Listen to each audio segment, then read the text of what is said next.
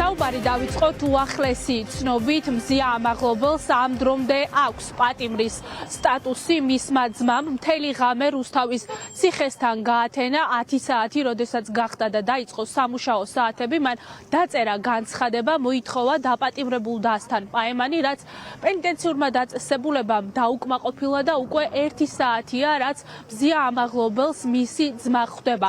2 საათიანია ეს პაემანი, რამდენიმე წუთში უკვე დატოვებს მალხაზ ამაღლობელი საპატიმრო დაწესებულებას და მეტი დეტალი გახდება ცნობილი იმ ბუნდოვან გარემოებებთან დაკავშირებით, რომელიც უკვე მეორე დღეა რუსთავის ქალთა კოლონიასთან ტრიალებს. ამ დრომდე არავინ იცის, შეიწყალა თუ არა მიხეილ ყაველაშვილმა მზია ამაღლობელი აქ მთელი ღამის განმავლობაში იმყოფებოდნენ მზია ამაღლობლის მეგობრები, კოლეგები, მისი ოჯახის წევრები და ცდილობდნენ მთავარი კითხვისთვის გაეცათ პასუხი, იყო თუ არა შეწყალებულ პირთა სიაში მზია ამაღლობელი.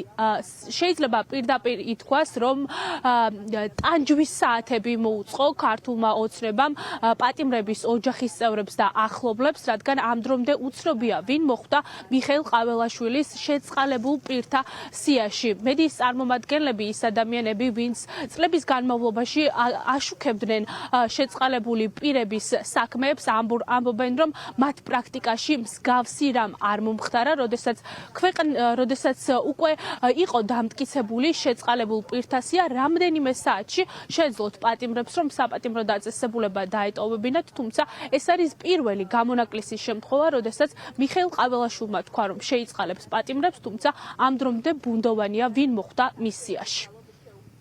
შეწყალების აქტი თავისი არსით არის ჰუმანური აქტი. და ჩვენ ეს 2 დღეა თვალს ვადევნებთ იმას, რომ ეს ჰუმანური აქტი როგორ გადაიქცა სადიზმის აქტად, იმიტომ რომ ამ ადამიანების ოჯახის წევრები, ძმები, დები, დედები, შვილები, ახლობლები და მე თუ მკითხავ, რა ვიცი, მთლიანად მთელი ქვეყანა მოლოდინის რაღაცა უწყვეტ მოლოდინის რეჟიმში როგორ ჩააბეს და როგორ გადააქციეს ეს ერთი შეხედვით ზედაპირულად ჰუმანურობის გამოვლინების აქტი, ადამიანების წვალების, ადამიანების ტანჯვის, ემოციური განადგურების აქტად, არავინ არაფერი არ იცის. აქ საუბარი არის მარტო მზია ამაღლობელზე და სხვა სინდისის პატიმრებზე, ხო?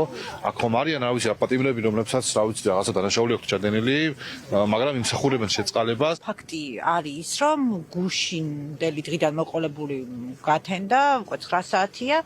ჯერჯერობით არაფერი ვიცით, არის თუ არა შეწყალებულთა შორის მზია, თვითონ ვერაფერს გვეუბნებიან ციხის ადმინისტრაციის თანამშრომლები, ვცდილობთ გასაუბრებას გარეთ გამოსულ თანამშრომლებთან და ზოგი ამბობს, რომ არ ვიცით, ვართ სია არ არის ჯერ მოსული და ჯერ ისევ მოლოდინის რეჟიმში ვართ. გუშინდელი დღის გამო ჩვენც გადავხედეთ გასული წლების გამოცდილებას პრაქტიკას და ისედაც ამბობენ, ვინც უფრო მეტი იცის პენიტენციური სამსახურიდან შეწყალებულების გამოშვება როგორ ხდებოდა ხოლმე, ყველა ამბობს, რომ როგორც წესი შეწყალების აქტი რო გამოიცემა, მალევე იმ დღეს შეწყალებულებს ეცნობებათ ხოლმე და გამოდიან. არ ვიცი, მგონია, რომ რაც ახლა ხდება, ასეთი გასულ წლებში და სხვა შეწყალებების დროს არ მომხდარა.